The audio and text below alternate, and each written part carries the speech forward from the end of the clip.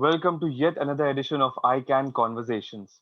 ICANN, or the India COVID Action Network, is designed to help the underprivileged communities which have been hit the hardest by this pandemic. ICANN is a unique network which connects the ones who are in needs and the ones who will provide for it. Our COVID warriors work from home, activating their ground network and mobilizing it for providing help. Till date, 5,791 needs have been registered on our portal, out of which 4,426 needs have been closed. About 4 lakh 2,113 lives have been impacted.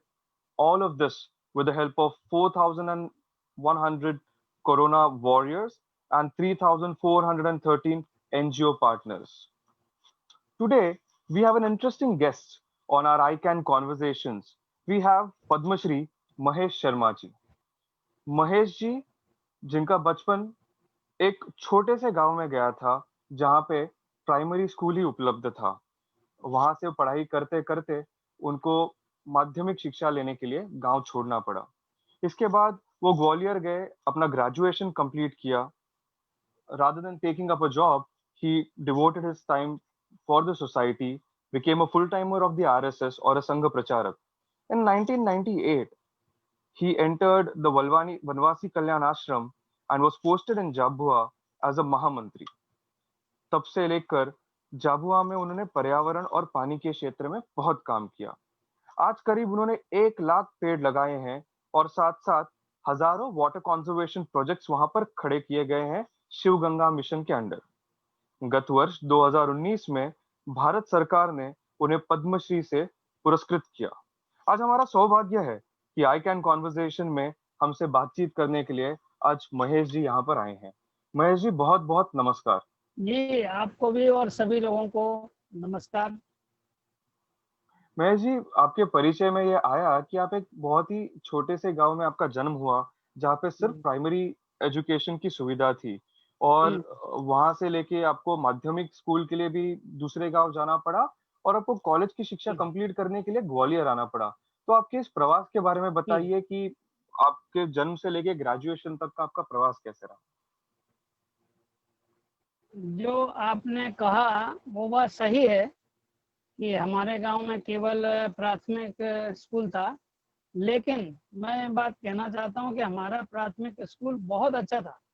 माने वो लगता तो पेड़ के नीचे था, उसका कोई भवन नहीं था, पर हमारे जो शिक्षक थे वो बहुत राष्ट्रीय विचारधाराओं से युक्त थे और गांव से हिल मिल करके रहते थे, उनकी बातों की प्रेरणा मिलती थी।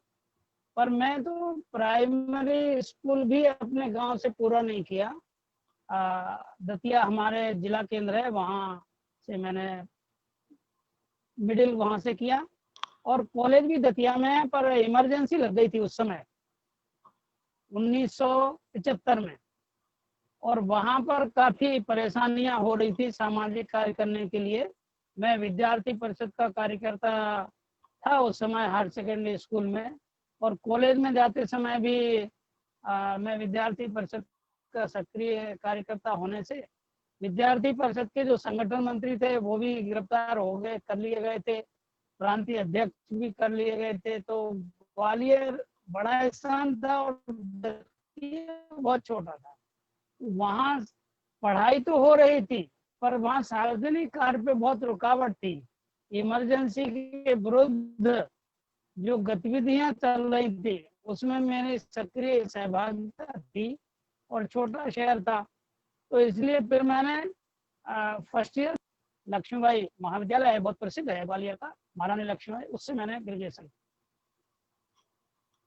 सर, ऐसा भी मेरे पढ़ने में आया कि आपका जब शिक्षण पूर्ण हुआ और आप ग्रेजुएट बने तो आपके घर से स्वाभाविक तरीके से अपेक्षा ये थी कि आप एक गवर्नमेंट जॉब ले, लेकिन फिर आपका ये क्या मोटिवेशन था कि आप समाज जीवन में आपने एक फुल टाइमर बनने का निर्णय लिया और संघ के प्रचारक बने?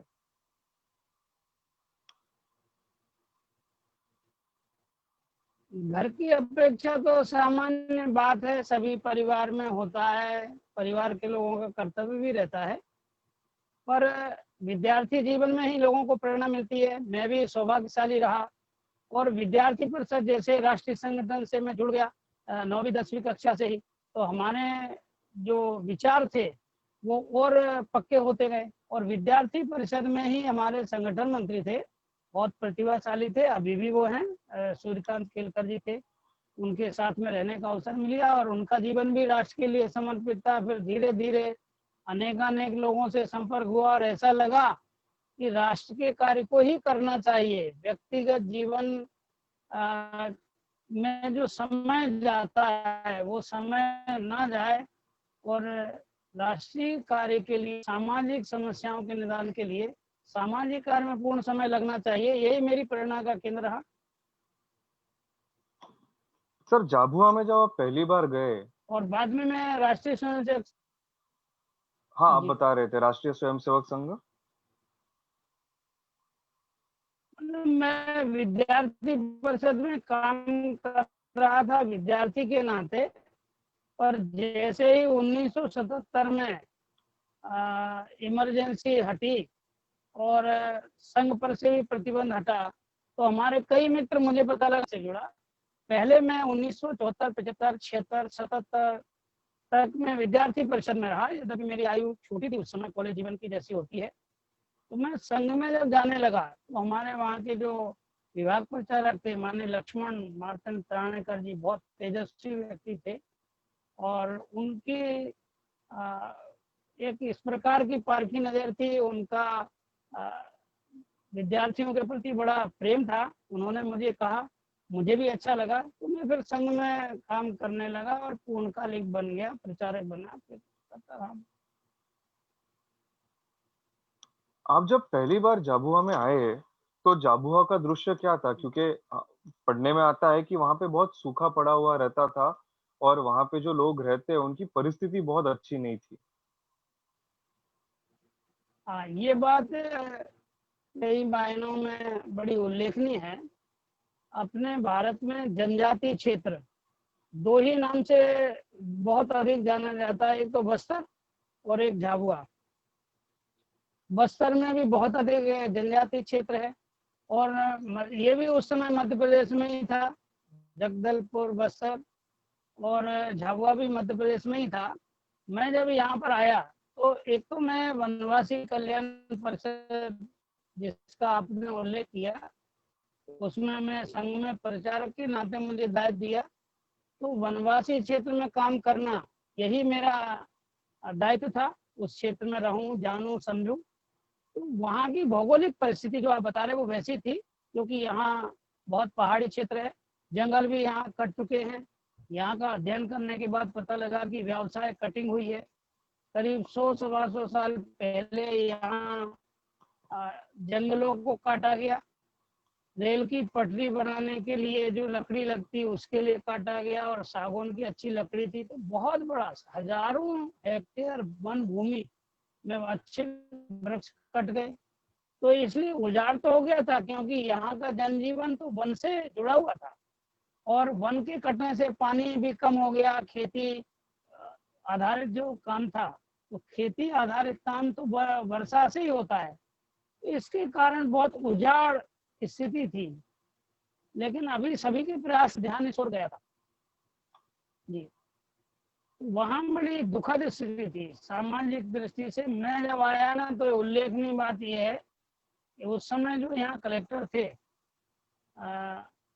2003, उनसे जब मैंने बातचीत की तो उन्होंने कहा यहाँ लगभग 6 लाख लोग दूसरे प्रदेशों में जाके मजदूरी करके अपना जीवन यापन करते हैं। अब ये आंकड़ा उन्होंने बताया तो मैं समझता हूँ उनका अधिकृत आंकड़ा होगा, लेकिन व्यवहारिक जीवन में भी ये दिखता था कि अपने वर्ष भर की जीविकोपार्जन के लिए भी झाबुआ में 50% से ज्यादा लोग मजदूरी करके महाराष्ट्र, गुजरात, राजस्थान और मध्य प्रदेश के बड़े शहरों में जाते थे, और उनका जीवन एक प्रकार से तबाह हो रहा है। जितना ज्यादा बाहर जाते हैं तो यहाँ का उनका घर है, उसमें बच्चों की पढ़ाई प्रभावित होती है, जानवरों का पालन प्रभावित होता है। ऐसा था, तो कठिन आप स्थिति जब थी देखने में। तो आप जब झाबुआ पहुंचे तो वनवासी कल्याण परिषद की तरफ से आपने वहां पे काम की शुरुआत की। तो सबसे पहले आपने वहां पे क्या किया? म- मेरे लिए तो काम करना दो तीन प्रकार से काम था। वनवासी कल्याण परिषद के छात्रावास यहाँ पहले से चल रहे थे, और छात्रों के कारण से बहुत से गांव में परिवार में मिलना होता था, परिचय था। लेकिन मेरे लिए एक बहुत अच्छी बात ये हुई कि वनवासी कल्याण परिषद के जो अध्यक्ष थे, हर्ष जी चौहान, वो जनजातीय क्षेत्र के थे, और झाबुआ से लगा हुआ जो धार जिला है वहीं के रहने वाले थे। और 84 में उन्होंने आईआईटी दिल्ली से एमटेक किया हुआ था। और मुझे जब उनकी बातचीत से पता लगा, तो उन्होंने आईआईटी करने के बाद भी किसी भी प्रकार की प्राइवेट या सरकारी कोई जॉब नहीं किया। वो थे गृहस्थ, अभी भी हैं, और लेकिन वो पूरी तरह से जनजाति क्षेत्र के विकास की सोच से रहते थे।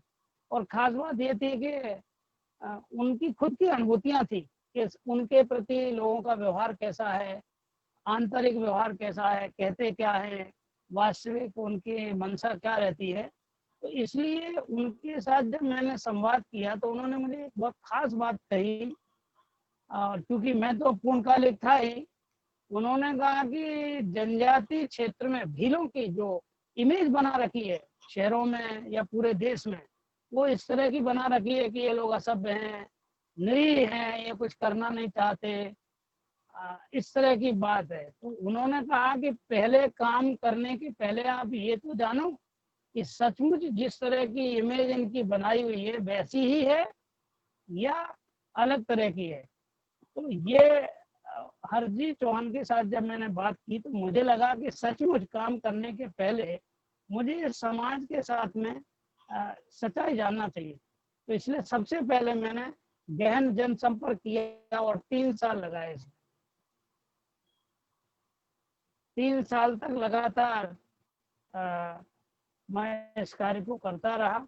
और 3 साल के बाद तो ऐसा लगा कि ये समय भी कम है, क्योंकि उस समय जिला बड़ा था। अब तो 2 जिले बन गए हैं, अलीराजपुर और झाबुआ। तो 1320 गांव थे, और उस समय 88% विद्यार्थी कॉलेज जाने से पहले ड्रॉप आउट हो जाता था उनका। तो एक इतनी बड़ी विद्यार्थियों की संख्या थी कि मैं सोचता था कि सरकार की स्कूल की पढ़ाई की जो योजना है कि सारी समस्याओं का समाधान स्कूली शिक्षा से हो जाएगा। और इसी जिले में 88% लड़के तो कॉलेज से पहुंचने से पहले ही बाहर हो गए हैं। तो वो क्या करेंगे? वो जब 12 साल तक स्कूल में रहते थे तो वो खेती के लायक भी नहीं रहते थे। तो उनके परिवार में फ्रस्ट्रेशन होता था, विद्यार्थियों में फ्रस्ट्रेशन होता था। तो हम लोगों ने फिर इस पर विचार किया कि हम काम कैसे करें, और हमने विद्यार्थियों से काम शुरू किया। आपको हमारी आवाज आ रही है? आ रही है, आ रही है। सर, आपका जो क्षेत्र है, ये झाबुआ क्षेत्र है, जहाँ पे काफी सारे जंगल हुआ करते थे और वनवासी भी बसे हुए थे, और आप उस क्षेत्र के बाहर से आए थे जब आप काम करने के लिए वहां पर आए। तो आपने अभी कहा कि आपने 3 साल जनसंपर्क किया। क्या लेकिन वहां के समाज ने आपको स्वीकारा शुरुआत में ही? वहाँ ये अभी भी ये बात है, ये मैं 20 साल से अधिक हो गए मुझे यहाँ रहते हुए, काम करते हुए। तो बाहर से जब कोई भी व्यक्ति आता है तो उसके प्रति यहाँ के समाज में विश्वास नहीं रहता, क्योंकि उनके साथ हर तरह से उन्हें लगता है कि धोखा होता है। कोई भी व्यक्ति अच्छा बन के आता है, लेकिन अंततोगत्वा उन्हें किसी न किसी प्रकार से लूट ले जाता है। तो मेरे प्रति उनका ये व्यवहार था। और 3 साल में कुछ कम थे तो मैं एक गांव में घूम रहा था। तो किसी गांव में जब मेरा 2-3 साल से लगातार घूमने से परिचय हो गया, तो किसी ने मुझसे पूछा, मेरे बारे में किसी ने पूछा। तो मेरे साथ में एक राम सिंह भाई नाम के एक व्यक्ति थे, जनजाति क्षेत्र के। उन्होंने मेरा परिचय इस रूप में कराया कि ये हिंदुओं के पादरी हैं। तो मुझे बहुत झटका लगा कि हिंदुओं के पादरी का मतलब क्या होता है। यानी इन्होंने कोई हिंदुओं का साधु नहीं कहा, और सामाजिक कार्यकर्ता के रूप में नहीं कहा। तो मुझे लगा कि हिंदुओं में जो सामाजिक कार्यकर्ता हैं वो उतने विश्वसनीय नहीं थे जितने पादरी थे। पादरियों की सेवाएं और उनका व्यवहार वहाँ के लोगों को आकर्षित करता था। यद्यपि वो ईसाई नहीं बन रहे थे, लेकिन मुझे तो ये बात सोचने को लगी कि आखिर ऐसा क्यों है कि हमारे समाज में इतना बड़ा समाज और ये भी वनवासी समाज हमको इस रूप में जान रहा है, समझ रहा है। 30 साल बाद मुझे मेरे कानों से सुनने को मिला। तो इससे मुझे सामाजिक स्थिति, उसकी दूरियां, बहुत सी बातें मुझे ध्यान में आई। अविश्वास था ही। सर, ये अभी जो हम कोरोना के संकट के बीच में हैं, इसका इम्पैक्ट आदिवासी क्षेत्र में कितना रहा है? देखिए, कोरोना की तक जो संक्रमण है वो तो यहाँ बहुत कम रहा। ग्रामीण क्षेत्रों में तो हुआ ही नहीं। एक महिला उसमें संक्रमित पाई गई थी और वो भी किसी बाहर से आई थी, तो उनका संक्रमण था और 15-20 दिन में एकदम उनकी नेगेटिव रिपोर्ट आ गई। फिर झाबुआ का जो शहरी अंचल है जहाँ बहुत सघन बस्ती है, उस मुस्लिम बस्ती में एक व्यक्ति कियोस्क में काम करते थे और बहुत सघन बस्ती है, उनके परिवार के लोगों को संक्रमण हुआ और वो भी एक व्यक्ति की मृत्यु हुई और बाकी सब लोग ठीक हो गए। और ग्रामीण में तो कोई भी असर नहीं हुआ कि ग्रामीण क्षेत्र फैला हुआ है, क्वारंटाइन जैसा ही है। तो इसलिए जहाँ तक संक्रमण की बात है, झाबुआ में संक्रमण बिल्कुल ही नहीं फैला। लेकिन प्रशासन ने देश के ओर से जो प्रतिबंध लगाए, सावधानियां बरतने की बात कही, उसके कारण जनजीवन प्रभावित हुआ। और दूसरी एक बहुत बड़ी, जो जिसे बहुत दुखद भी कहा जा सकता है, कि यहाँ के चूंकि मजदूर लोग बाहर काम करने गए थे, राजस्थान में गए थे, गुजरात में गए थे, मध्य प्रदेश भी अनेक जिलों में थे, आंध्र प्रदेश में भी थे, कर्नाटक में भी थे। अब हमारा यहाँ बड़ा सघन संपर्क है तो सभी से फोन आए, तो वो एक बड़ी दुखद स्थिति थी, उसको भी हमने हल किया। तो ये कोरोना के कारण से जहाँ संक्रमण है वहां तो यहाँ प्रभावित नहीं हुआ, लेकिन यहाँ से गए हुए लोगों को बहुत परेशानी हुई।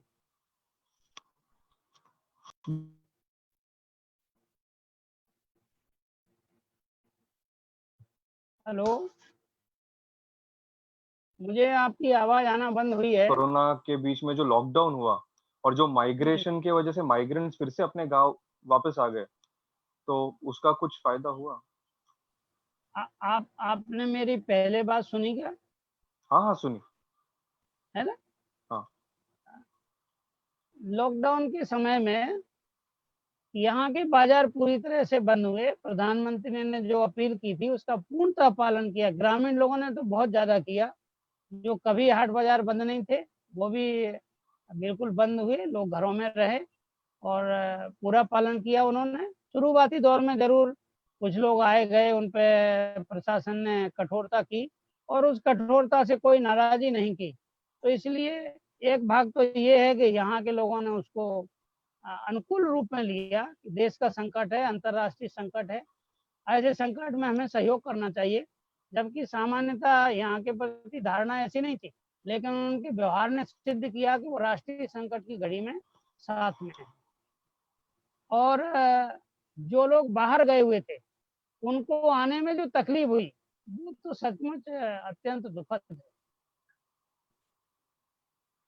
वो उसकी प्लानिंग सरकार ने व्यवस्थाएं की, पर उसका जो इम्प्लीमेंटेशन होना चाहिए राजनीतिक स्तर पे, प्रशासन के स्तर पर, उनको अभ्यास नहीं था इस संकट की घड़ी से उभरने के लिए। तो शिवगंगा के माध्यम से जो शिवगंगा के कार्यकर्ता थे, जो काफी बड़ी संख्या में है, वो उन्होंने प्रशासन के बीच में और दूसरे प्रदेशों के सरकारों के बीच में, एक दो मैं उदाहरण दे सकता हूँ। मैं आपके प्रश्न का सही उत्तर दे रहा हूँ कि नहीं दे रहा हूँ? हाँ हाँ हाँ।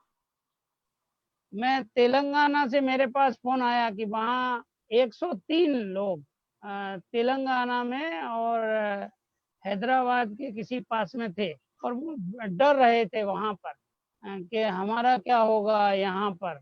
और उनके लिए बोली भी कम आती थी, मजदूर थे, कहीं काम कर रहे थे। तो उनका जब हमारे पास फ़ोन आया तो हमारे शिवगंगा के कार्यकर्ता राजाराम जी कटारा हैं, उन्होंने उनका नाम, पता, स्थान लिया, मुझसे बात की। तो बसवराज पाटिल जो कर्नाटक में हैं, भारत विकास संगम का कार्य करते हैं, मैंने उनसे बात की। उन्होंने तत्काल एक वेणुगोपाल रेड्डी हैं जो हैदराबाद ही रहते थे, उनसे जाकर संपर्क किया। तुरंत वे लोग वहाँ पहुँचे, उनको आश्वस्त किया। उनकी सारी सुविधाएँ जो भी मिलना चाहिए प्रशासन ने, सरकार ने, केंद्र राज्य ने की थी, उनको तत्काल दी और हमको दूसरे दिन उत्तर आ गया कि हमारी समस्या हल हुई है। इसी तरह से कर्नाटक की भी बात आई थी। महाराष्ट्र में मुंबई के पास जो दहाणु जिला है, इसमें भी करीब 300-400 लोग थे। वहाँ पे भी हमने मुंबई के संघ के कार्यकर्ताओं से, विद्यार्थी परिषद से बात की, सेवा भारती से बात की। ये जो समन्वय था, क्योंकि मैं संघ में प्रचारक हूँ तो सभी जानते भी हैं और संघ ने भी अपने सेवा कार्यों में सबको लगा रखा था। इसके कारण से यहाँ के लोगों को तो यही लग रहा था मैं ही कर रहा हूँ ये सब काम, परंतु मेरे पीछे भी राष्ट्रीय स्वयंसेवक संघ, सेवा भारती, विद्यार्थी परिषद, इन लोगों का जो नेटवर्क था वो उन्हें नहीं पता, पर मुझे ये बात पता है। इसलिए राजस्थान में, गुजरात के जो प्रदेश से, जिसमें साबरकांठा, कच्छ, भुज के पास लोग फंस गए थे, जहाँ बहुत कठिन परिस्थितियां रहती हैं, तो यहाँ के कलेक्टर से हम बात करते थे, वहाँ के कलेक्टर से बात करते थे और सीधी व्यवस्था आती थी वहीं रहने की, वहाँ उनके भोजन पानी की होती थी। वहाँ से वापस आए ये व्यवस्था बाद में हुई, पहले तो वहीं रहने की बात थी कि वे लोग वहीं रहे, प्रशासन उनकी मदद करेगा। तो वो घबरा रहे थे, लेकिन वो घबराहट बंद हुई, उन्होंने भी धैर्य रखा और हम लोगों ने भी कोई कोताही नहीं बरती। हमने सभी संगठनों से बात की और सभी ने खुल करके मदद की। इसके कारण बहुत बड़ी संख्या में, मतलब ये संख्या 1500 नहीं है, कई हजार की संख्या में मजदूर थे। मध्य प्रदेश में, भोपाल में थे, वो तो कई बहुत परेशान हो गए थे। जो ठेकेदार थे उन्होंने काम पे छोड़ दिया था, पैसा देना बंद कर दिया था। राजकोट के अंदर कुछ लोग ऐसे थे जहाँ पे बिल्कुल उनके ठेकेदारों ने कहा कि हम तो मिलना भी बंद कर देंगे आपसे, और वो मिल भी नहीं रहे थे। तो हमने वहाँ बात की और व्यवस्था हुई। महेश जी, ये बहुत बड़ी बात बताई हमने, क्योंकि मैं मुंबई में रहता हूँ और हमने देखा है कि मुंबई में जो मजदूर वर्ग आया हुआ है उन पे क्या बीत रही थी जब ठेकेदारों ने उनसे बात करना बंद कर दिया, उनको तनख्वाह देना बंद कर दी। और इस समय राष्ट्रीय स्वयंसेवक संघ हो या फिर अन्य संगठन, जैसे आर्ट ऑफ लिविंग है, इस्कॉन है, मुंबई में खाना चाहिए करके एक प्रोजेक्ट चलता है, उन्होंने इनकी मदद की। अ, आपसे मैं ये पूछना चाहूंगा कि जो शिव गंगा प्रकल्प की आपने हम चर्चा कर रहे हैं अभी और आपने भी उल्लेख किया, तो इसका कोर वर्क क्या है? इसका मुख्य कार्य ये है कि सामान्यतः सभी लोग काम करते हैं, सामाजिक क्षेत्र में विविध समस्याओं के निदान के लिए करते हैं, संगठन बनाते हैं। शिवगंगा, क्योंकि अब देखिए मैं 29 साल प्रचारक रहा संघ में, सीधा मेरे प्रचारक के नाते दायित्व था। और राष्ट्रीय स्वयंसेवक संघ तो परमार्थ की प्रेरणा से काम करता है और हिंदू धर्म में अपना जीवन दूसरों के लिए जीना, यही उसकी प्रेरणा। और ऐसा सोच करके कितने लोग राष्ट्र कार्य के लिए लगे हुए हैं। और जनजाति क्षेत्र के प्रति लोगों की मानसिकता ये थी कि इनको तो देना ही देना है, ये बिना दिए कुछ कर ही नहीं सकते। तो शिवगंगा के रूप में जब हमने काम शुरू किया, वनवासी कल्याण परिषद में भी ये रह करके ये काम शुरू कर दिया था। तो वहां पर ये थी कि परमार्थ की प्रेरणा से काम करना, ये उसका मुख्य बात है कि हम जो भी काम करेंगे वो गांव की उन्नति के लिए करेंगे, गांव की समृद्धि के लिए करेंगे। तो कई लोग जो उस समय इस मानसिकता के थे, जो विविध एनजीओ के थे, जो हमारे संपर्क में आ गए थे, वो कहते थे ये तो आदिवासी लोग हैं, ये तो किसी दूसरे का सोच ही नहीं सकते, ये तो अपने रिश्तेदार को भी खून नहीं दे सकते, चाहे उस वो मर जाए। तो इस तरह की इनकी धारणाएं थी। लेकिन जब हमने वनांचल सशक्तिकरण योजना शुरू की और उसमें कहा कि अपने गांव को ही अपने को तीर्थ बनाना है, और तीर्थ बनाने का अर्थ ये कि जहाँ जल परिपूर्ण हो, जहाँ हरा भरा स्थान हो, जहाँ पशुओं के लिए चरने के लिए भूमि हो, मनुष्यों में सभी तरह का आपस में प्रेम हो, और इस कार्य को करने के लिए हम को समय देना चाहिए, जो समस्या उसको निदान के लिए सीखना चाहिए। और फिर धीरे धीरे जब लोग आना शुरू हुए तो हमारे अंदर आत्मविश्वास बढ़ा। जो हमारे ऊपर ऐसा आक्षेप करते थे कि अरे ये तो आदर्श की बातें हैं, कोई मानेगा नहीं, तो जब काम बढ़ा तो लोगों में धीरे धीरे विश्वास जगा। तो इसका मुख्य काम है संवर्धन से समृद्धि, परमार्थ की प्रेरणा से। दो बात हो गई, एक तो परमार्थ की प्रेरणा से करना, अपने लिए तो सभी करते हैं, अपने लिए करने से केवल परिवार स्वावलंबी बनता है आर्थिक दृष्टि से, लेकिन परमार्थ की प्रेरणा से समाज शक्तिशाली होता है, और समाज के शक्तिशाली होने से समाज में आपस में काम करने की प्रेरणा जगती है और आशाजनक व्यवहार होता है, उत्साहपूर्ण वातावरण बनता है। तो इसलिए परमार्थ की प्रेरणा और संवर्धन से समृद्धि। संवर्धन में जल का संवर्धन, जंगल का संवर्धन, जमीन का संवर्धन और जानवरों का संवर्धन, और नया विज्ञान, जो विज्ञान गांव में पहुंच गया है, टीवी के रूप में पहुंचा, ट्रैक्टर, वाइस स्केल, अनेक जो विज्ञान की टेक्नोलॉजी के माध्यम से आया, उसका भी हम संवर्धन करें। तो ये से संवर्धन से समृद्धि लाने के लिए हम लोग सीखेंगे कि अपने गांव में समृद्धि आएगी तो संवर्धन से आएगी। तो ये शिवगंगा का मुख्य कार्य है कि परमार्थ की स्वार्थ जगा करके हम कोई काम नहीं करते कि आपको फायदा हो जाएगा। तो हम ये कहते हैं कि अपने गांव के लिए, अपने समाज के हित के लिए अपने को काम करना है, और यहाँ की परंपराएं भी ऐसी है जो सामाजिक कार्य के लिए मजबूत बनाती हैं। महेश जी, ऐसे पढ़ने में आया कि शिवगंगा प्रकल्प में करीब करीब 1 लाख पेड़ वहां पे लगाए गए। 1 लाख पेड़ तो हमने अभी 3-4 साल पहले ही लगा दिए। इस वर्ष भी हम 11 गांव में माता वन लगा रहे हैं। इसी वर्ष 50,000 पेड़ लगा रहे हैं।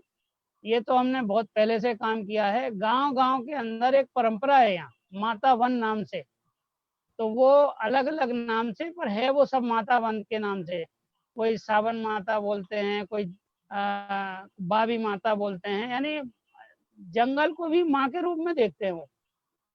तो ऐसी जो परंपरा है यहाँ, अब मेरा चूंकि सघन संपर्क हो चुका था यहाँ पर, इसलिए यहाँ की रीति रिवाज जिस प्रकार के हैं उसके आधार पर हमने कहा यदि माता वन हम छोटा सा 1 हेक्टेयर का है तो हम इसे बढ़ा भी सकते हैं। और जंगल का क्षेत्र यहाँ बहुत ज्यादा है। अलीराजपुर और झाबुआ जिले में यदि शासकीय वन क्षेत्र देखा जाए तो करीब करीब 73,000 हेक्टेयर भूमि इतनी वन की है। एक बार मुझे बताया था यहाँ कुल दोनों जिलों की जमीन 6,000 वर्ग किलोमीटर है, उसमें से इतना वन है।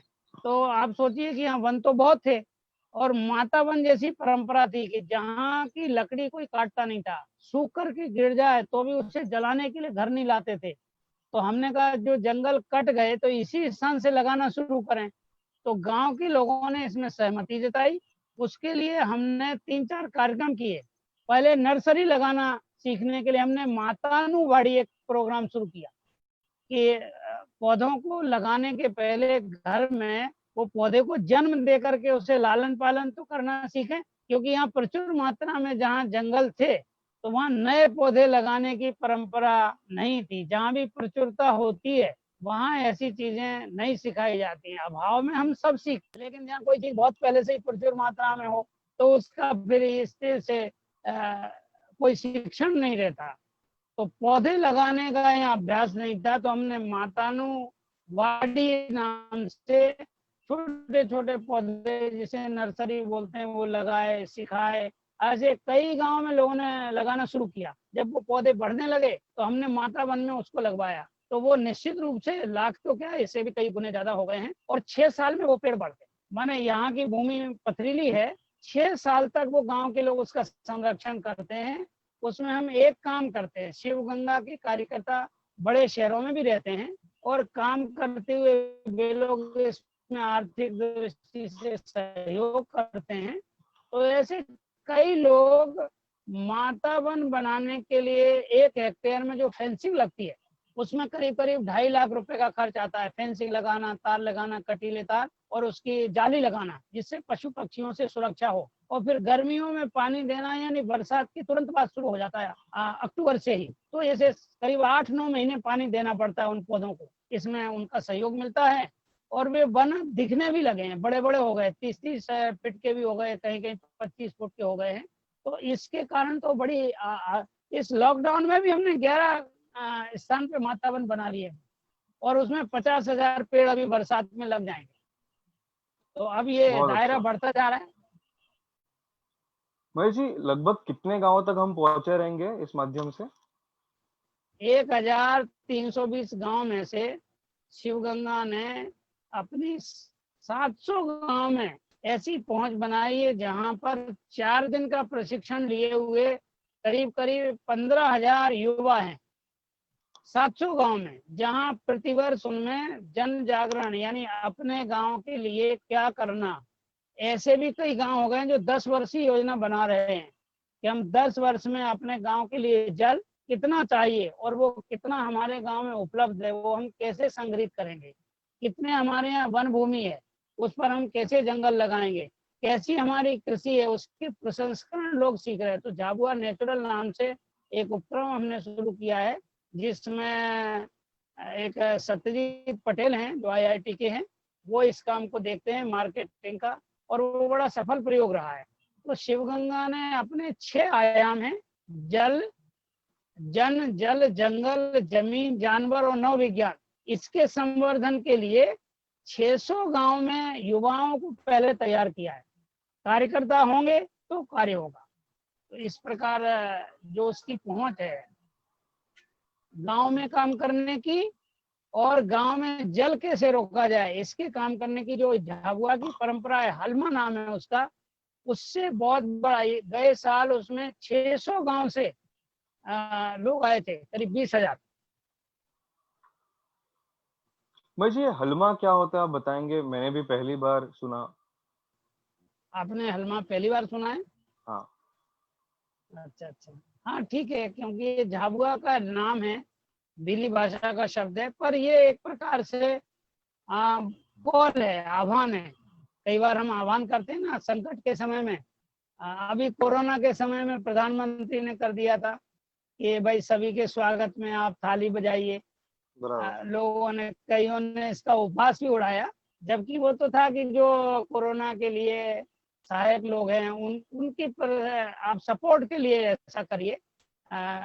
तो जो कॉल होता है कोई ऐसी भूमिका के लिए, तो गांव में कोई संकटग्रस्त व्यक्ति होता है, बहुत मेहनत करने के बाद वो उससे उबर नहीं पाता, तो वो गांव के लोगों को कहता है कि मेरे घर में हलमा है, आप आइए।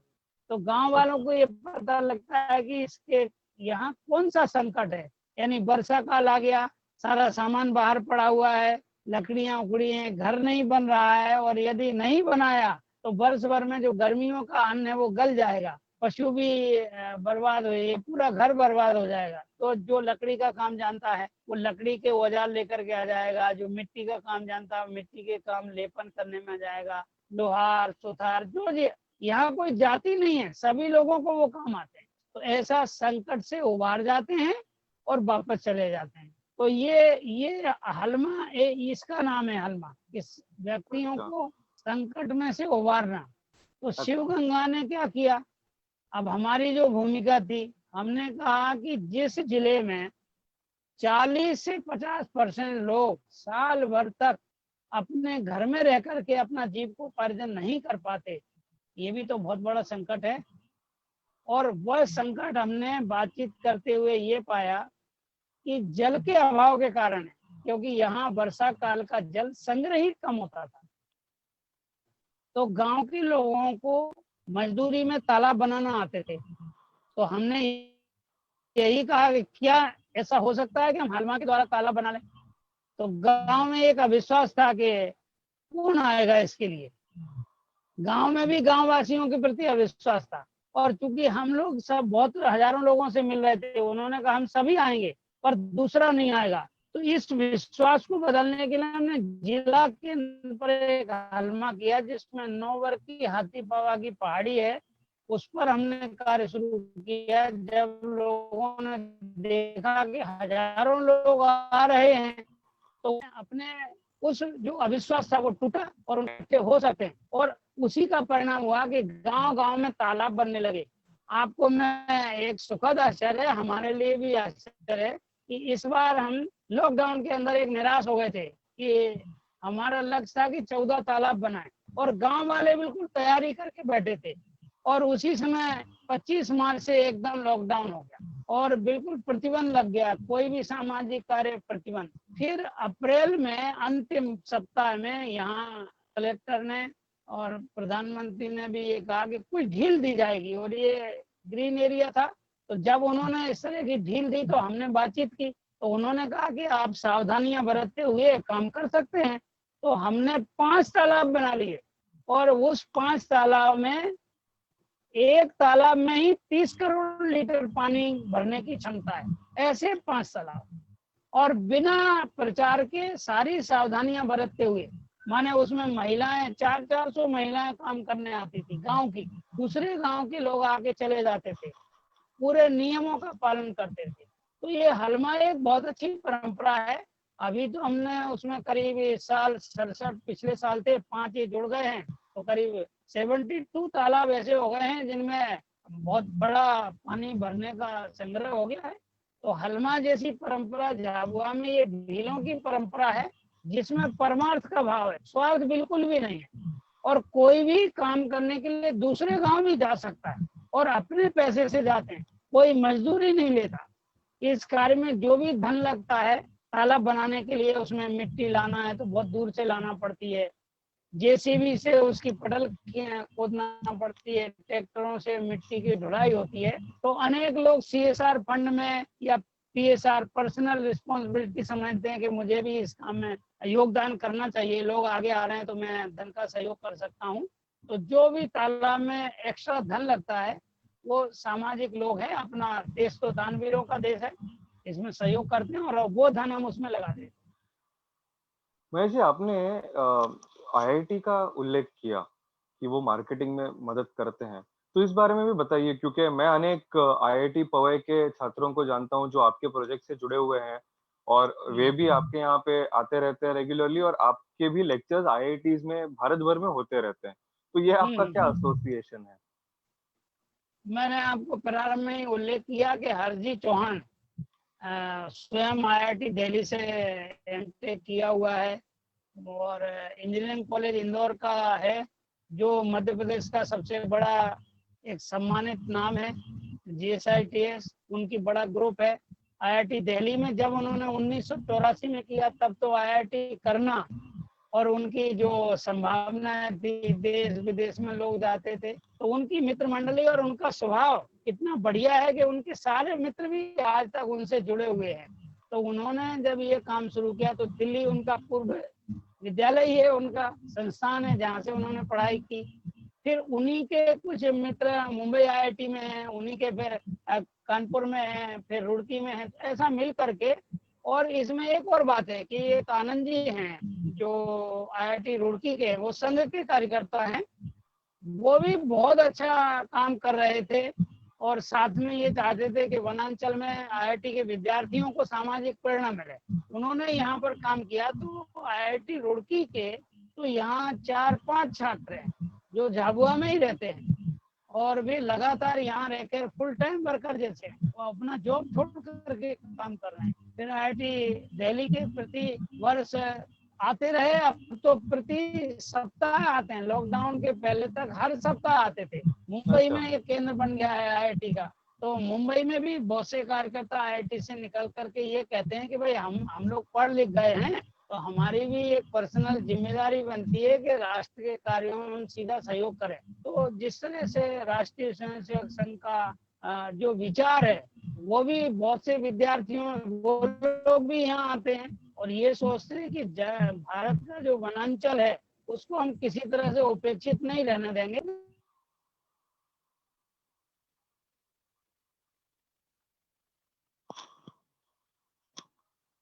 सर, ये अगला प्रश्न मैं आपको पूछना चाहूंगा कि जो आईआईटी के छात्र झाबुआ में आते हैं, आपने कहा एक एक सप्ताह आते थे, वहां पे रहते हैं, तो ये वहां पे काम क्या करते हैं?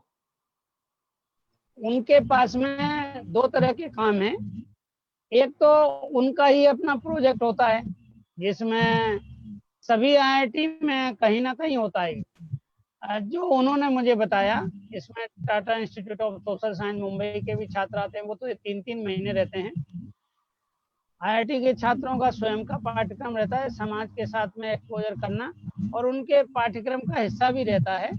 तो एक तो उस कारण से जब वो आते थे तो हमने कहा आप झाबुआ आए, तो हमारे निवेदन पर आते हैं पहली बात, और वो यहाँ आते हैं तो यहाँ के ग्रामीण क्षेत्रों में रहते हैं, तो शिवगंगा के माध्यम से उनको, ग्रामीण लोग हैं, उन्हें उन छात्रों से परिचय होता है, और वे छात्र लगभग पूरे देश के होते हैं, और हमारे पास लगभग सारे ही प्रदेशों के लोग झाबुआ में आ चुके हैं, केरल के, कर्नाटक के, आंध्र प्रदेश, तमिलनाडु, तेलंगाना, उत्तराखंड तक, और जो पूर्वोत्तर हैं, आसाम, अरुणाचल, मेघालय, मणिपुर, ये आईआईटी के माध्यम से पूरा देश झाबुआ ने एक प्रकार से साक्षात्कार किया है, और वे लड़के भी उनके बीच में रहते हैं। तो झाबुआ के लोगों को भी ये लगता था कि सारे ही लोग हमारा शोषण करने वाले हैं, तो ये उनकी धारणा बदली कि नहीं नहीं, हमारे शोषण करने वाले तो उंगलियों पे गिनने लायक हैं, वास्तव में तो देश हमारे साथ खड़ा हुआ है, ये आत्मविश्वास आया। और यहाँ एक बहुत अच्छा अनुभव हमें आया था। एक देविया नाना करके एक लड़की थी, वो किसी तरह उसने सोशल मीडिया पर झाबुआ का नाम सुना, शिवगंगा का नाम सुना, और उन्होंने अपने मित्र से इसका परिचय पूछा, और वो 1 महीने के लिए यहाँ पर आई। तो उनके माता पिता ने तो उनको कहा कि कहाँ रहोगी, कैसे जाओगी, वो MSW कर रही थी, अभी भी है वो, अब झाबुआ में नहीं है, पर वो पढ़ाई वहीं कर रही हैं मणिपुर में। तो वो 1 महीने तक रहने के बाद जब वो वापस जाने लगी, तो हमने पूछा अब आपका अनुभव क्या है, बोले मैं सारे देश में जाकर के ये बताऊंगी कि लड़कियों के लिए सबसे सेफ जगह झाबुआ, बहुत अच्छा। क्योंकि वो यहाँ पर 1 महीने रहने के बाद उसके पिताजी डर रहे थे कि एक लड़की कैसे रहेगी वहाँ, तो वो यहाँ गांव-गांव में घूमी,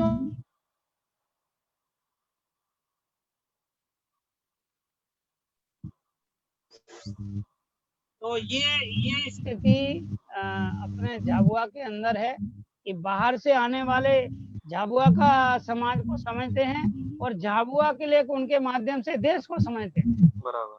और जो इमेज एंड रियलिटी है, जो इमेज बनी हुई है जनजाति समाज की, आदिवासियों के प्रति, वो इमेज में बदलाव आता है, और एक पॉजिटिव बदलाव आता है, परस्पर मिलने के लिए उनमें आत्मीयता बनती है, और जब तक सही इमेज के आधार पे योजना ना बने तो वो सफल नहीं होती, ये उसका काम है।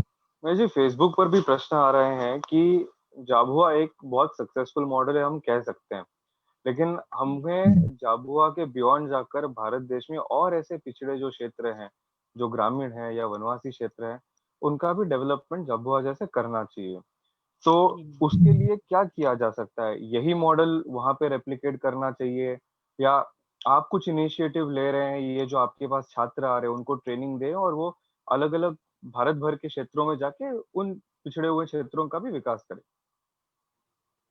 चलिए, जो प्रश्न पूछा उन्होंने बहुत अच्छा है, उसमें हमारी ओर से हम तो विस्तार नहीं करेंगे, हमने तो सोचा है हम यही करेंगे, लेकिन जो भी यहाँ आ रहा है वो विस्तार कर सकता है, स्वयं होकर के किसी भी प्रदेश में ऐसे क्षेत्रों में जाके करें, हम उनका सहयोग करेंगे।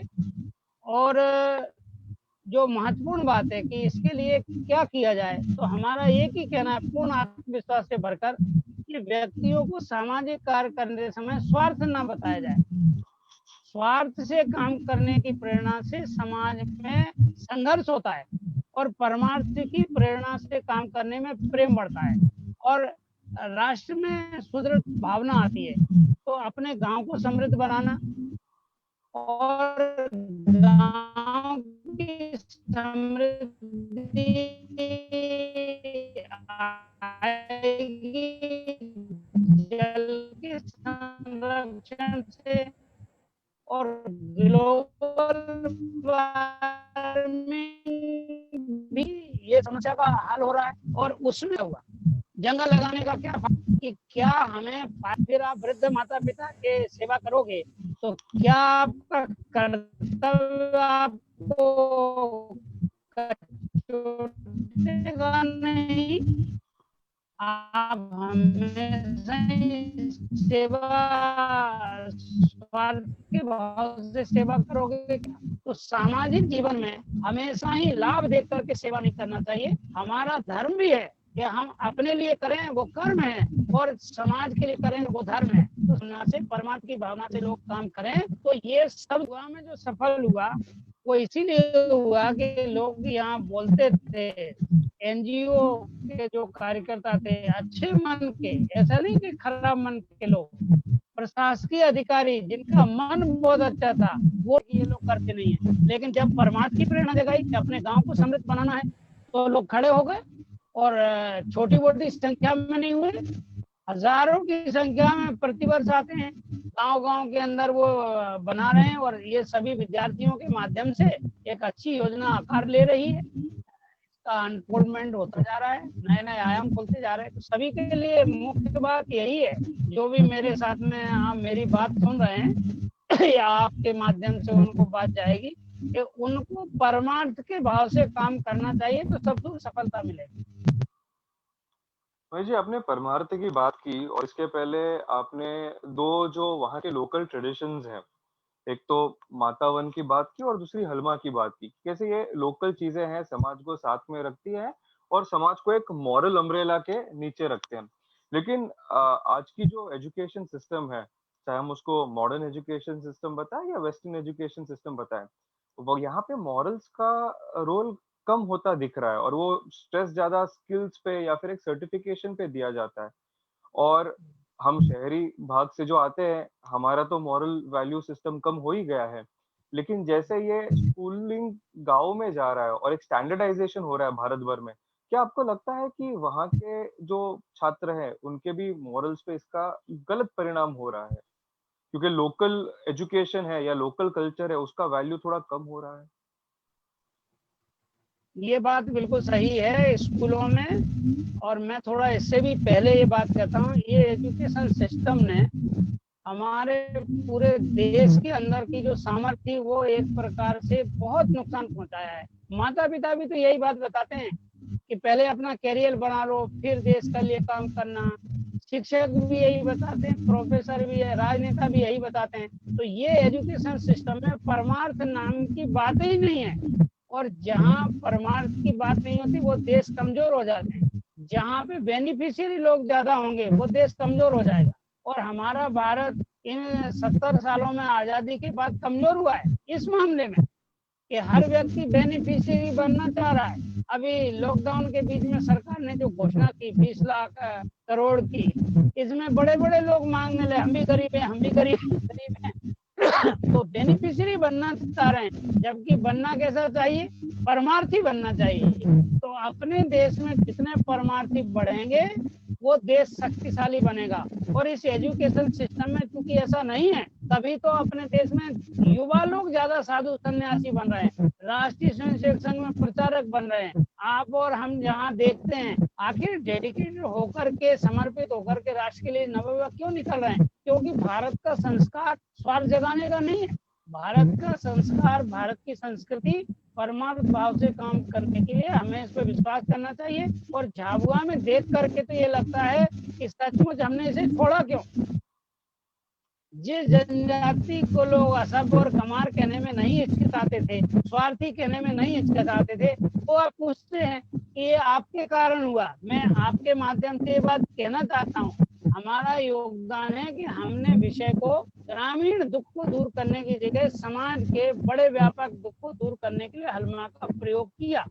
हमने गांव के माता वन की जगह पूरे जिले भर का माता वन बढ़ाने की बात की। लेकिन उस समाज में तो परमार्थ की भावना थी, तो उस समाज की परमार्थ की भावना को हमें स्वीकार करना चाहिए। ये नहीं कहना चाहिए कि महेश शर्मा के प्रयासों से हो गया। हमारे प्रयास अलग ढंग के हैं।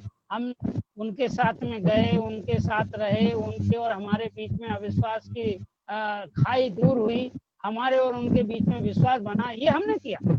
हमने उनके विश्वास जीने के लिए धोखा नहीं दिया, हमने उनको पर्याप्त मौका दिया कि आप हमारी हर तरह से परीक्षा लो, और उन्होंने ली भी। तो ये हमारा योगदान था। लेकिन उस समाज की जो विशेषताएं थी, वो विशेषताओं के कारण ये सफल हो रहा है और ये पूरे देश में है।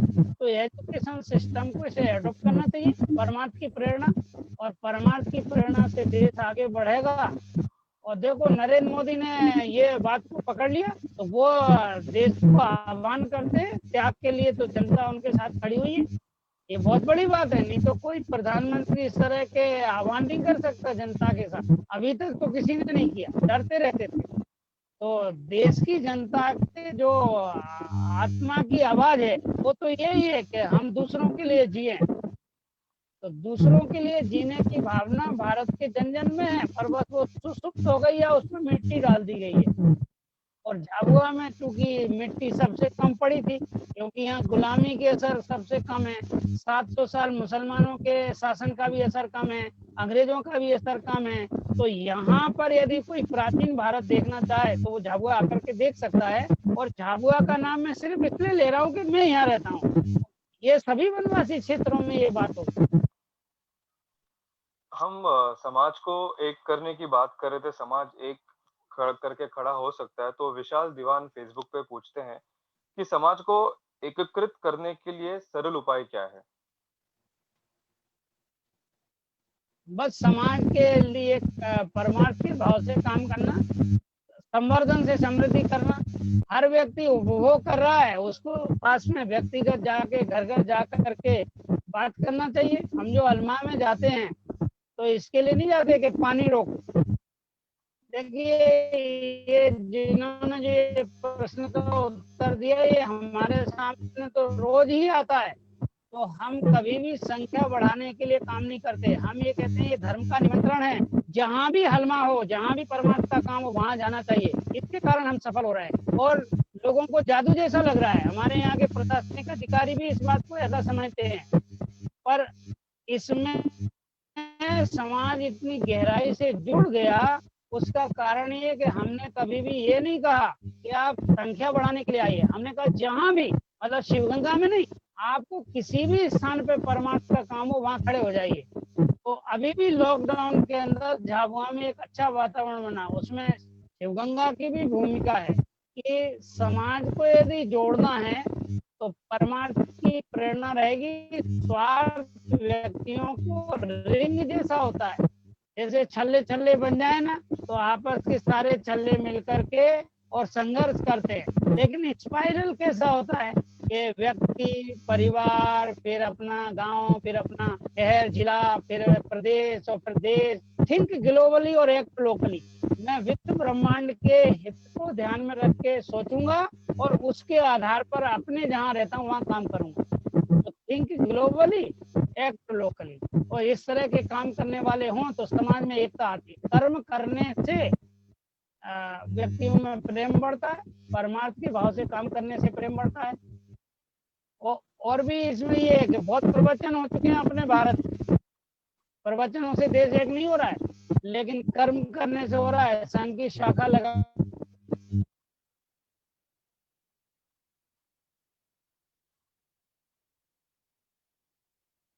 से समाज संगठित हुआ है, भाषणों से नहीं हुआ है। सब आपस में रोज आते हैं, देश के लिए आते हैं। तो जो भी मेरी बात सुन रहा है उनको मैं कह रहा हूँ कि परमार्थ की प्रेरणा से लोगों को बुलाना चाहिए, समाज अपने आप एक हो जाएगा। महेश जी, अभी हमने ट्राइबल माइग्रेंट्स की बात की ये कोरोना के चलते हुए, तो एक प्रश्न ऐसा भी आता है कि जो मैंने पिछले सप्ताह मेरे परिवार में हुआ, तो मेरे कोई रिश्तेदार सांगली में रहते हैं और उनके माता पिता मुंबई से सांगली में गए और लॉकडाउन के बाद परमिशन वगैरह लेकर, और फिर उनके घर पे जो काम करने के लिए लोग आते थे तो उन्होंने उनके घर पे आने से मना कर दिया। वो कहे कि आपके यहाँ पे मुंबई से लोग आए तो अभी हम नहीं आएंगे करके। तो ये जो शहरों का आकर्षण जो गांव में था या ग्रामीण बस्ती में था, वो ये कम हुआ है ऐसा आपको लगता है क्या? और आगे एटलीस्ट 2-3 सालों तक तो जब तक ये हमारे दिमाग में रहेगा तो माइग्रेशन भी जो गांवों से शहर की तरफ था उस पे भी कुछ रोक आ जाएगी? देखिए इसमें देवेंद्र जी, जो माइग्रेशन शब्द है, तो जितनी सरकारी नौकरियां करने लोग जाते हैं वो माइग्रेट नहीं करते क्या?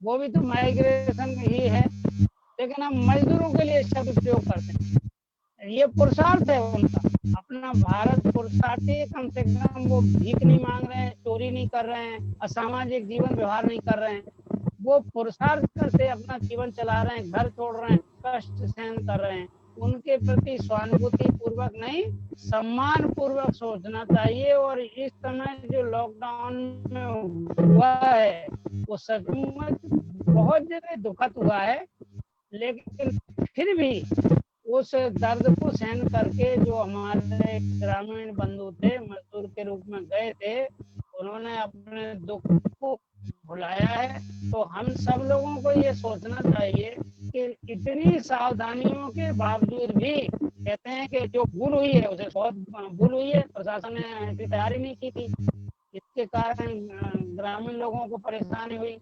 और शहर में काम है, अब ग्रामीण क्षेत्रों में काम नहीं है, तो प्रोसेसिंग का काम सीखना पड़ेगा। जो प्रधानमंत्री ने आह्वान किया है, इसमें राष्ट्र की नीतियां भी वैसी बनाना पड़ेगी। अभी तो कुटीर उद्योग बढ़ते ही किसी ना किसी का वो पक्ष बन जाता है, छोटा ग्रामीण उद्योग, क्योंकि बड़े बड़े इंडस्ट्री जो एरिया है वो जरा भी उनको भनक पड़ जाए कि हमारा कोई प्रतिद्वंदी खड़ा हो गया, तो वो सब सामदान दंड भेद से उसे खत्म कर देते हैं। तो इसलिए आत्मनिर्भर बनाने के लिए भारत में फिर से ग्रामीण क्षेत्रों में ऐसी योजनाएं बनना चाहिए कि जिसके माध्यम से व्यक्तियों को अपने पैरों पे खड़े होने का अवसर मिले और वो समाज उपयोगी वस्तुएं बनाए। और प्रोसेसिंग का काम भी युवा सीखें।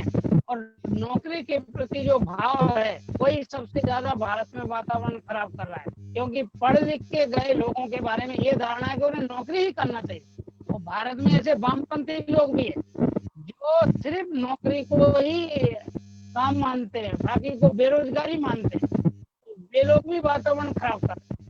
तो उस पर भी एक प्रकार से प्रहार होना चाहिए कि समाज जीवन के हर पहलू के लिए काम करना ये सबके लिए जरूरी है।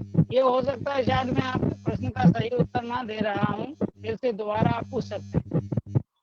महेश जी, मेरा प्रश्न ये था कि जो एक आकर्षण था शहर के लिए, कि शहर में जाएंगे, नौकरी रहेगी, पैसे मिलेंगे, या फिर कुछ चल जाएगा, तो अब क्या ग्रामीण क्षेत्र में ये एक वातावरण है कि 2 पैसे कम कमाएंगे लेकिन हम हमारे गांव में हमारे लोगों के साथ ज्यादा सुरक्षित हैं?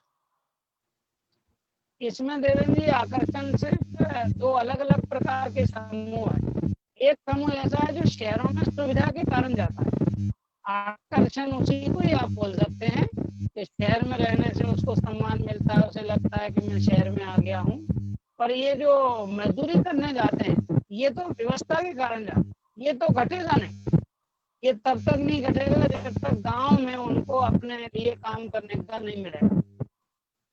तो अभी भारत के गांव में जीविकोपार्जन के काम सबसे कम हो रहे हैं। देखिए, गांव में भी लोग दूध बाजार से ला रहे हैं, इसका मतलब है पशुपालन हतोत्साहित हो गया ना। और जो फल हैं वो भी बाजार से ला रहे हैं, जबकि गांव में तो 8-10 प्रकार के फल लगाए जा सकते हैं। यहाँ तक कि नाश्ता करना यदि उसको है तो गांव में उसके पास मूंग है, चना है, ये उबाल करके यदि खिलाए जाए। लेकिन स्टेटस सिंबल बन गया कि हम पोहे बनाएंगे, कचौड़ी बनाएंगे, बाजार से लाएंगे। तो इस तरह का जो एक सामाजिक वातावरण बना पिछले 70-80 सालों में, जो नेहरू जी की एक उनकी अच्छी भावना रही होगी, जो भी हो, लेकिन शहरों के प्रति जो आकर्षण है एक तबके का, तो आकर्षण के कारण शहर जाता है, उसके भी हतोत्साहित करना चाहिए। और दूसरा, गांव के लोगों को शहर में जाने की जो मजबूरी है वो भी खत्म होना चाहिए। उसके लिए मैं एक उदाहरण दे सकता हूँ। ये जो आजकल इंटरनेट बना, ये बड़ी बड़ी सॉफ्टवेयर कंपनियां बनी, इन्होंने कहा कि आप हमारे कर्मचारी हैं तो जहां रह रहे हो वहीं काम करो। ये बात मेरी आप ध्यान से सुन रहे हैं? इस तरह की काम होना चाहिए कि आप जहां रह रहे हो वहां से आप सृजन करते हुए हमारे पास उत्पाद पहुंचा दो, तो कलेक्शन होने लगे। ऐसी राष्ट्रीय नीति बनना पड़ेगी। तो एक तो है विवश होकर के शहरों में जा रहा है, वो तो अभी भी जाएगा, क्योंकि वो चोरी नहीं करना चाहता, वो सम्मान की जिंदगी जीना चाहता है, मेहनत करके खाना चाहता है, ये तबका बहुत बड़ा है। और जो आकर्षण में जाता है वो तो वास्तव में जिंदगी भर परेशान रहता है। तो उस आकर्षण को समाप्त करने के लिए आजकल तो आवागमन के भी साधन बहुत हो गए हैं, मोबाइल भी हो गया, संवाद के साधन हो गए हैं। तो ग्रामीण क्षेत्रों को प्रोत्साहन मिलना चाहिए। तो शहरों के प्रति आकर्षण तो वास्तव में अभी और गहराने वाला है, ये संकट पैदा करेगा। मुझे आपकी बातों से और वेशभूषा से दोनों महात्मा गांधी जी याद आ गए, जिनका भी कोर यही था कि ग्राम विकास से राष्ट्र विकास होना चाहिए। ग्राम की उन्नति होगी तो भारत देश की उन्नति होगी। तो मैं एक आखिरी प्रश्न पूछकर आज का ये संवाद खत्म करेंगे। ये आपकी वेशभूषा जो है, ये पहले से आप ऐसे धोती और एक शॉल लेके रहते थे? मैंने अपनी प्राइमरी एजुकेशन से लेकर कॉलेज एजुकेशन तक धोती कुर्ता में पहन करके की है। ये अच्छा। मेरी पारिवारिक भी वेशभूषा थी। और दतिया में पीताम्बरा पीठ के स्वामी जी थे, जो बहुत प्रसिद्ध सन्यासी थे, स्वतंत्रता संग्राम सेनानी भी थे। ये बात अलग है कि सभी विद्यार्थियों पे कितना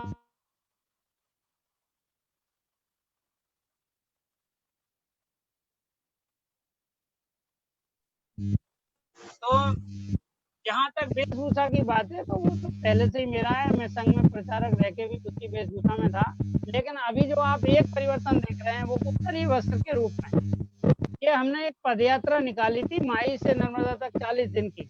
तो उसमें सर्दियों का समय था, वो जनवरी का महीना था और दिसंबर का। यहाँ सर्दी बहुत पड़ती है और हमारे प्रतिदिन दिन भर की यात्रा थी, तो कपड़े धोना सुखाना ये कठिन था।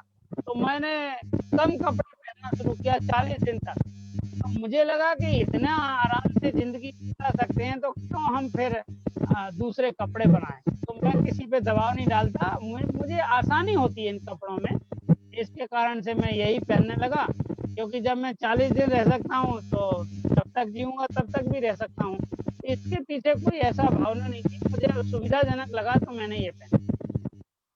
बहुत बहुत धन्यवाद महेश जी, हमारे साथ बातचीत करने के लिए।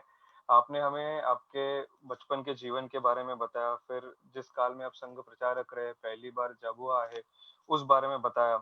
आपने वहां पे जो आपने काम किया, वृक्षारोपण किया या फिर वाटर कंजर्वेशन प्रोजेक्ट किए, उस बारे में हमको बताया। आपने हमको ये बताया कि जल, जन, जंगल, जानवर, जमीन और नव विज्ञान, ये आपके कोर एरियाज है शिवगंगा प्रकल्प के, जिस पे आप काम कर रहे हैं।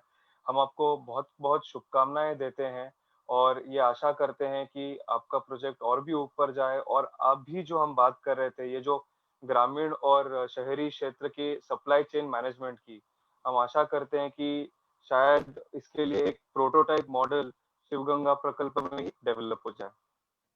इसी नोट पे और मैं भी आपको अपनी ओर से धन्यवाद भी देता हूँ, आभार भी व्यक्त करता हूँ। और सभी लोगों से जो मेरे साथ में आपके माध्यम से जुड़े, कि मैं ये चाहता हूँ कि यदि उन्हें भारत का वैसा दर्शन करना है, जब तभी हम कहते थे ना राजा ना राज्यासीन, ना दंडो न च दंडिका, धर्मेण ही प्रजा सर्वो रक्षन्ति परस्परम। तो वे झाबुआ आए, हम उनका स्वागत करेंगे, सारी व्यवस्था करेंगे। वो यहाँ पर आए, काम भी देखें, काम में हाथ भी बटाएं, सभी प्रकार का सहयोग करें। आप भी आइए। तो मैं सभी लोगों को बहुत बहुत धन्यवाद दे करके बात पूरी करता हूँ। सभी को नमस्कार। बहुत अच्छा लगा मुझे भी बहुत अच्छा लगा। और रामबाबू महाल की प्रबोधिनी तो हमारा प्रेरणा केंद्र है। मैं वनवासी कल्याण परिषद का केंद्रीय कार्यालय भी उसी के पास में ही था। रामबाबू तो भारत की संसद की शोभा थे। प्रेरणा से ये चल रहा है, उन्हीं के नाम से चल रहा है। हम जानते हैं वो संसद में बहुत श्रेष्ठ व्यक्ति थे। राजनीतिक नेता के रूप में इतने सुचितापूर्ण जीवन उन्होंने दिया जी। ठीक है महेश, ठीक है, नमस्ते।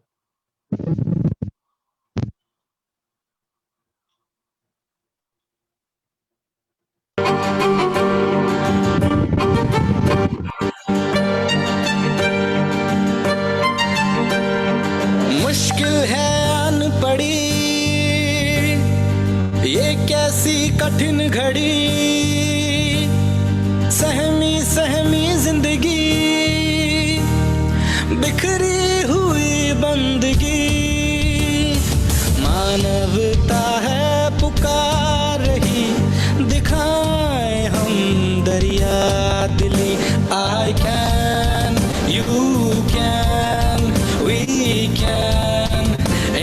India can, I can, you can, we can, India can. हम सब मिल जाए तो, मिलकर हाथ बटाए तो टल जाएगी ये घड़ी, झूमेगी फिर से खुशी. आशा टूटे नहीं, हौसला रूठे नहीं, साथ ये छूटे नहीं, मंजिल दूर नहीं. मानवता है पुकार रही, दिखाए हम दरिया दिली. I can, you can, we can, India can. I can, you can, we can, India can.